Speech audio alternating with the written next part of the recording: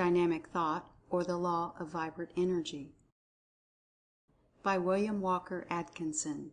Chapter 12. The Law of Vibrant Energy. In previous chapters, we have seen that the phenomena of radiant energy, known as light, heat, magnetism, and electricity, had their origin in the motion of the particles. The different classes of phenomena, depending upon the particular degree and nature of the aforesaid motion of particles. We have seen also that radiant energy could be communicated or transmitted from one body of substance to another, and that the communication of transmission might be accomplished not only by close contact of the bodies, but by waves of some sort which were caused in some medium, the ether, by the vibrations of the particles of the body, and which waves, when they reached the other body, were transformed into vibrations of the particles corresponding to those manifested in the first body. The idea has been illustrated by the sending telephone, the sound waves in the diaphragm of which were transformed into waves of the electric current, and thus passing along the wires were transformed again into sound waves by the diaphragm of the receiving instrument.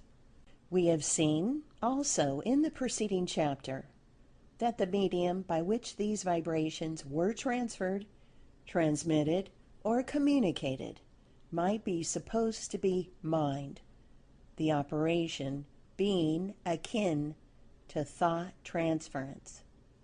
Now, let us examine into the workings of the matter. In the first place, we assume a certain state of vibration existing in a certain body of substance, heat or electricity, for instance. Either illustration will answer. Another body of substance is brought in close contact with the first body, and the vibrations of energy pass on to the second, not by waves, but by a seeming actual passing of vibrations without the need of intervening waves. This science calls transmission by conduction, the theory being that the particles rapidly pass on the vibrations from one to another.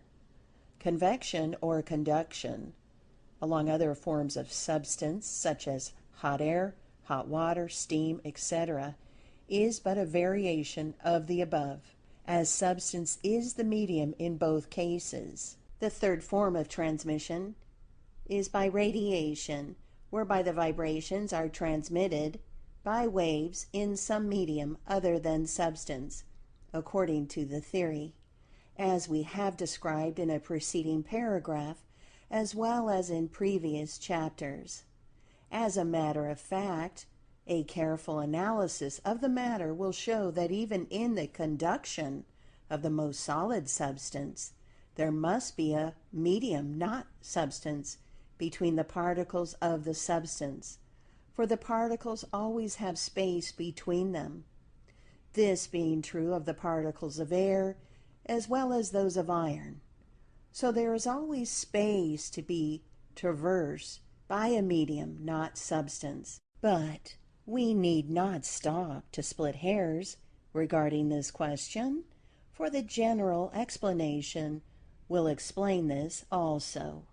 Now, to get back to our body of substance vibrating with radiant energy, separated from a second body of substance by a great distance, thousands of miles, in fact. Millions would be better.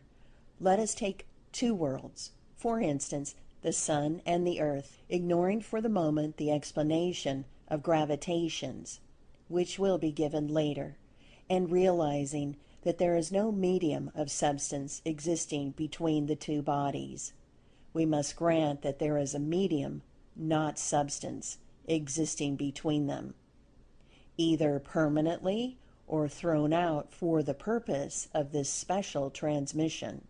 We shall assume a medium existing before the need of the transmission, for reasons to be seen later. Our theory of dynamic thought and thought transference between bodies of substance compels us to suppose that this medium is a mental connection or mental relation existing between the two bodies of substance. So, we must consider the question of this medium of mind transmitting the vibrations of radiant energy from the sun to the earth. How can mind conduct radiant energy? It does not conduct radiant energy, but it does transmit. Not radiant energy, but the mental state that causes radiant energy vibrations. This statement of a mental state causing radiant energy vibrations seems rather startling at first sight, but let us examine it. We have seen that the radiant energy was caused by the motion or vibrations of the particles, which motion or vibration was the result of the workings of the law of attraction, and which law was but the manifestation of vital mental action. And at the last, the vibrations of radiant energy are the result of peculiar or particular states of the life and mind of the particle. The word state is derived from the Latin word status, meaning position, standing, and is used generally in the sense of condition. This mental state of the particle may be described as a state of emotional excitement. Let us pause a moment to consider the meaning of these words. It often helps us to understand a subject if we examine the real meaning of the words defining it. Emotion is derived from the Latin word emotum, meaning to shake, to stir up. The Latin word being made up of two other words, i.e., meaning out and motum, to move. Emotion is defined as a moving or excitement of the mind. Excitement is derived from the Latin word excitare, meaning to move out, the English word being defined as a calling to activity, state of active feeling, aroused activity. So you see that the idea of active motion and aroused activity of mind permeates the term emotional excitement that is used by the writer in connection with the mental state causing vibration of the particles of substance. The single word excitement will be used by the writer hereafter in the above connection, in order to avoid complex terms. To those who still object to the use of a mental term in reference to motion of substance, he might remark that science makes use of the term excite and excitement in reference to electrical phenomena, so that he is not altogether without support in the use of the word. Now, to return again to our body of substance, the sun, the particles of which are manifesting a great degree of excitement, evidencing in vibrations producing the phenomena of radiant energy. The excitement is shared equally by its particles, the contagion having spread among them. Even the particles of its atmosphere are vibrating with excitement and evidencing radiant energy. The sun is in direct mental connection with the earth, as we shall see presently, and the excitement is transmitted by thought transference along this mental connection in the shape of dynamic thought waves of excitement. These waves have a rate of speed of 184,000 miles per second. Why this particular rate, or any rate at all, is not apparent, it being very evident. However, that this particular kind of mental action, excitement, or thought is not transmitted instantaneously, as is the mental quality known as desire, resulting in attraction or gravitation, which seems to be rather a basic quality rather than a temporary disturbance or emotional excitement. But the writer must not get ahead of his story. The excitement of the particles of substance composing the sun is contagious, and the thought waves travel along the mental connection or medium at a wonderful rate of speed. Soon they come in contact with the mental atmosphere of the earth, and the excitement becomes manifest in action. The emotional excitement being reproduced by the particles of the earth's substance nearest the surface, which vibrate and manifest the radiant energy in spite of themselves, for the tendency among particles is to settle down and remain calm rather than to participate in emotional excitement. They have acquired a normal and fixed rate of vibration or mental state after many years, gradually changing from a high state of excitement to a comparative calm state, and their tendency and inclination is conservative, and they are disposed to resent and repel radical states of excitement or disturbance coming from other less conservative bodies. The above fact partially explains why the communicated excitement manifests itself more strongly on the surface of the body exposed to the contagion of excitement.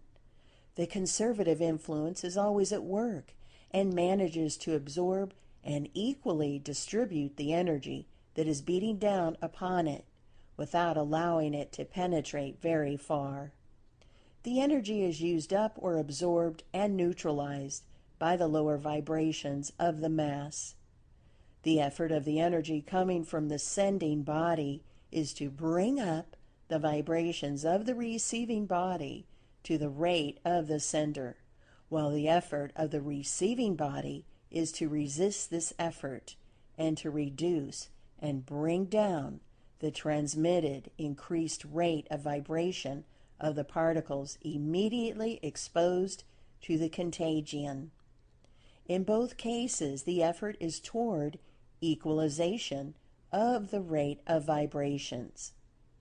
This working of the law may be observed plainly in the case of heat vibrations, the energy seeming to wish to bring up the vibrations or temperature of the second body, while the latter resists this effort and strives to bring down the vibrations or temperature of those particles of itself that have caught the motion.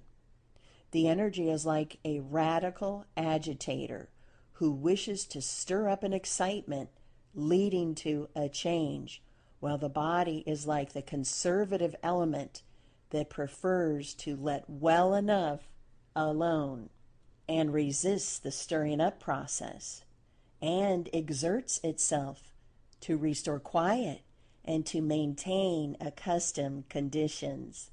The explanation of the phenomenon given in any work on physics or natural philosophy will answer fairly well in the consideration of this theory of dynamic thought, the only important change being required being the substitution of thought waves for waves of the ether of science. Science has described the working operations as might be expected from her years of careful study and examination. She has erred only in the theory or hypothesis advanced to account for the facts. Her ether, handed down by Aristotle, is admitted by her to be paradoxical and unthinkable, but she has had none other to substitute for it. She will probably sneer at the dynamic thought and thought transference theory advanced in this book, if indeed she takes the trouble to examine it. But sometime, from her own ranks, among her most advanced members, will arise a man who will claim that all force is mental force, and that transference of energy is thought transference, and the scientific world will accept the doctrine after it finds itself unable to fight it down, and it will give new names and terms to its workings, and it will proclaim loudly the new truth. And this little book and its writer will be ignored, but its work will go on. The writer, although probably doomed to have himself and his theory laughed at by the masses of people, whose children will accept